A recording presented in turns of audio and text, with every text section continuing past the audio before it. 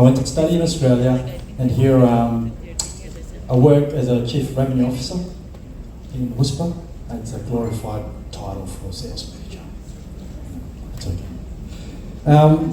COVID has changed a lot of things, yeah? My suit is just like, it's my first event, I wore my suit and I'm like, literally cannot, it doesn't work anymore. It's not me, it's the suit. HR is very difficult these days too. You know? Alright, okay. So I'm going to talk about what's changed through COVID-19, because a lot has changed, yeah? Probably you have changed a lot of jobs as well. In DTA, which is an Australian agency, they basically said the digital transformation that happened through COVID was through 8 weeks that was worth 5 years of digital transformation work. Right? A lot of people talk about digital transformation, people don't really know the definition of digital transformation. Right? This is a definition by McKinsey. Okay? What it says is basically a glorified version of faster, cheaper, and make more money. Use the technology to deliver those outcomes. What are the examples? Right? Remote working, digital signature. Remember those days when you need to sign something, they will send you a PDF in the email, and it's similar to the employment contract, right? You'll have to, what do you have to do? You have to receive the email, you have to print out the paper, you have to sign it, you have to scan it to your email, and then what do you have to do? No, you have to do something before that, yeah? You have to change the name of the file. Because it comes as a scanner, right? You're not going to send it as a scanner, yeah? You have to attach it, you have to send it back. Remember those days? Yeah. Some of us still do that. Right? I would hate it though. I hate those days without DocuSigns. I'm so addicted. Adobe signs, all these XX signs. I love it. Food Panda, Karen, spoke this morning, right? If your food is not delivered to your door, you are now pissed off. You want your food delivered to your door. Since when did we expect that? Because you had to go to the restaurant, queue up, get your food, go back home, now it's cold. You deliver it through a Food Panda, it's on your door, it's still cold. What's really changed? What's changed is not the technology, not the market. What's changed is the expectation of the people. I expect to receive my document through digital signature. I expect my food to be delivered to my door. Your candidates expect to engage you in a modern way. Yeah? It's not you, it's your candidates. It's your employees. They expect this. If you don't have this, you're not delivering or meeting their expectation. Right? Let's look at how the world has changed. Yeah? I would say there are 3 eras of revolutions. Right? Industrial revolution, information revolution, and digital and social revolution. Yeah? Industrial revolution, that was our grandparents' time. People worked to survive, to eat. We have Indians, I met the Indian couple, eat. Yeah? They could be abused. The bosses will yell at you and you have to suck it up. Why? Because you have to eat. If you don't eat, you have to work. And you don't have opportunities in the market. See, that time has passed and became information era, right? Where there were informations were available in the market, right? What did people go after? They went for standard of living. They wanted to have a better salary, better work, better opportunities. What did they want?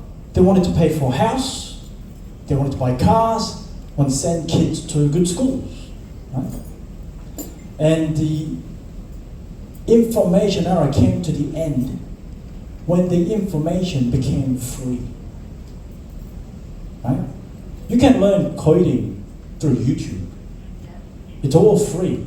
Everybody has same access to all this free information. And now we are here with social era. What do people want? Not just the standard of living. What they want is quality of living. They want quality of workplace. They want quality of culture. They want quality of career growth and learning and development opportunities. DEIs, environment. Do my company care about environment? Because if it's not, I'm not going to work there. Let's talk about Deloitte survey that was done in 2022 about what do millennials and Gen Zs want at workplace.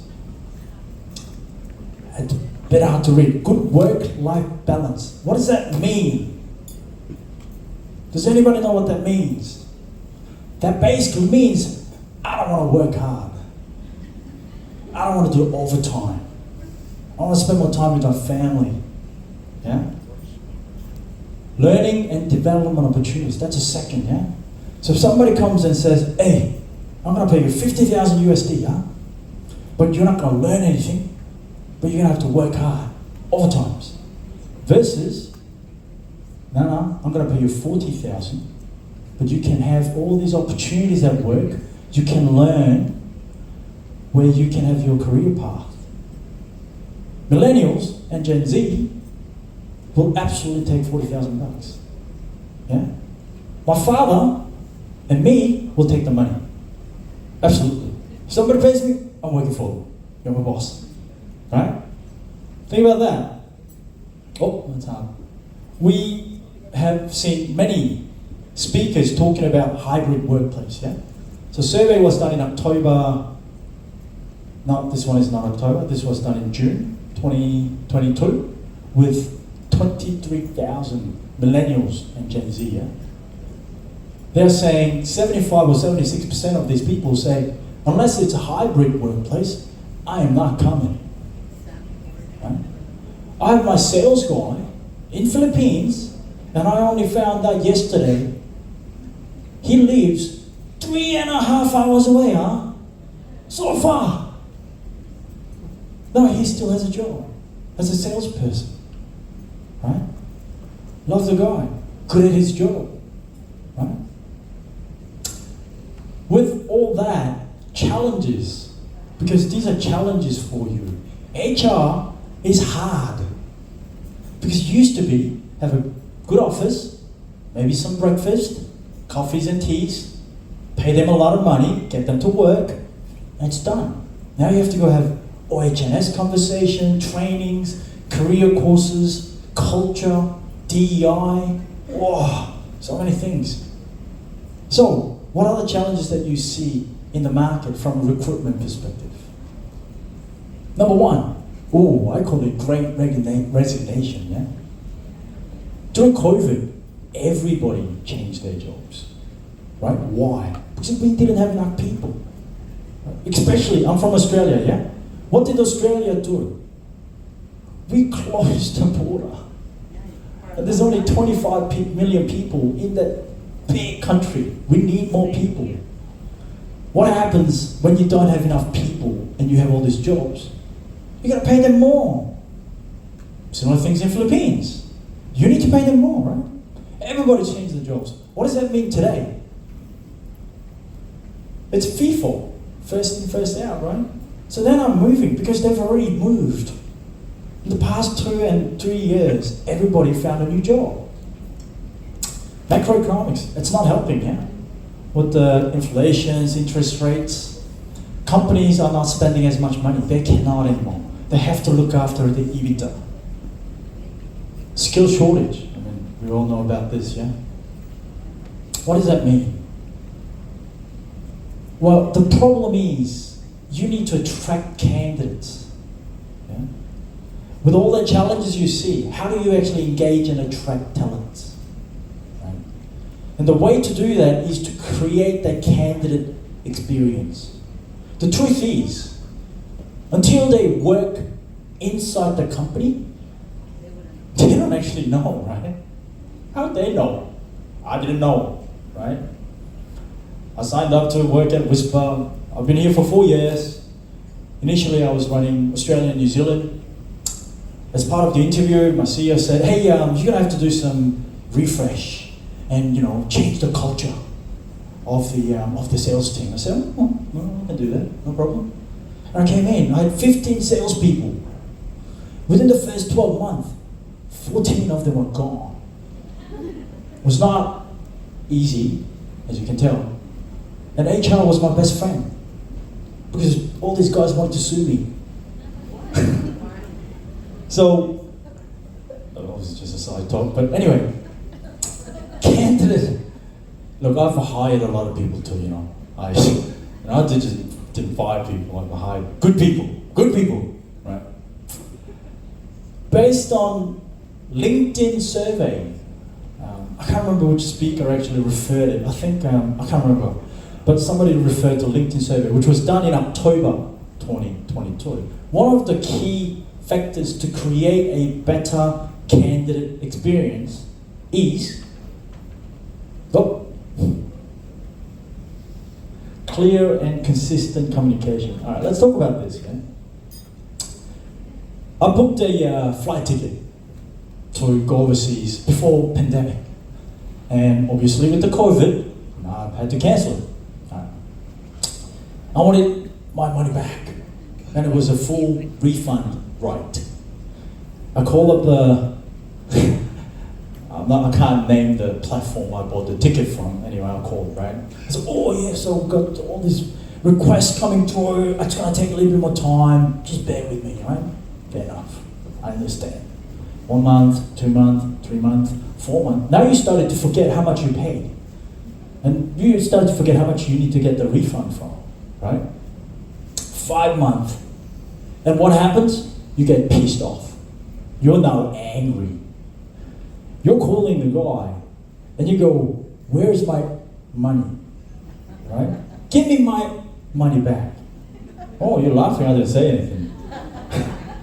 Right? Give me my, where's my money? Give me my money back, please. You see, if that company sent me a simple email saying, hey, Mr. Wayne, we're working on it. Bear with us. We've got so many requests, we're working very hard. Right? We'll come back to you. You don't be that pissed off, right? You can't say, you say, can I please have my money back? Instead of, give me my money back, right? A lot of candidates, and according to the same interview, same survey, 67% of the candidates find the onboarding experience negative, not positive experience, right? We need to think about this. You as an HR trying to hire right people, you're all salespeople. You're trying to sell your company, right? And you need to hire good candidates, yeah? At the end of the day, they don't really know how the company really is, unless you actually work at the place, yeah? Let me just touch upon 1 minute on Whispir. I'm not going to say a lot. We are a communication SaaS company working with cross-industry companies. We're based out of Melbourne, headquarter, but we also have an office in Philippines, and we have about 50 staff in Philippines. So we're a local company here, right? What does Whispir do? Okay, once again, very, very simple. We're a multi-channel communication company platform, right? So a lot of companies say, oh, we're multi-channel. I say no, because you have all these text-based channels, right? Now, we have emails, SMS, sure. We have WhatsApp's video, voice, social feed, we have multi-channel. Now, why do we need that? Let me give you an example, yeah? If you write a JD, right, and you say, we want a really competitive, aggressive person to lead this team, right? Female candidate's not going to apply for that. Did you know? There's a study on that. How your JD is written up will attract different demographics. Do you need to standardize your communication? Do you need to spend less time trying to go after the market? And when that's the case, Whispir is the type of technology, the digital transformation that you engage to understand how we can actually deliver the right message and engage the candidates in a modern manner. A lot of use cases, right? Just think about interview setup. You as an HR leader, there's a BU leader, there's a candidate. You gotta go schedule a meeting. You gotta get them to give them different, topics to, if it's a dev or developer interview, right? You might want to give them some topics to present back, right? How do you communicate it? Do you write emails? I know everybody in this room is just writing emails, and that's the solution, which is the stupidest solution. They do not want to engage you with email anymore. These young people, millennials, Gen Zs, you gotta bring them on the mobile experience, right? We all have our family documents saved in our laptop. Maybe not all of you. I do, because I'm not. I'm pretty old now, right? Gen Zs have their family documents saved on their mobile phones, not on the laptop anymore, right? I won't go through this. I will go through one example, 2 minutes. Number one, e-commerce company boosted their sales through COVID. Needed to hire a lot of people, Challenges, they had the pipeline, they had the candidates, but a lot of candidates are dropping off. Number two, they actually hired a dedicated recruitment team. Couldn't sort out the pipeline. It was just too many they had to hire. A lot of manual processes, right? And number three, as part of that, they needed to collect a lot of documentation back from the candidates, which things are not standardized, and you're chasing on the emails, right? You will send them a list of, here are 5 documents I need, please send them to me. And what do? Hey, they send you 3. And you go, oh, idiot. Let me chase. You go back and chase, yeah? We used a linkable, personalized messaging technology, which I know in Philippines there's a lot of concerns about scamming phishing messages, right?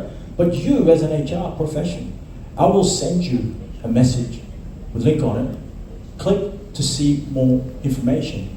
We've found that 97% clickable rate, right?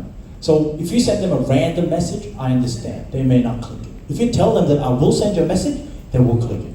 Right? We know that by the facts. Simple yes or no. Are you interested? If they are interested, how about pre-screening questions? Standardized. You don't have to talk to them. At least you'll know what they're good at. Interviews. I mean, look, setting up an interview is horrible. I really, really don't like it.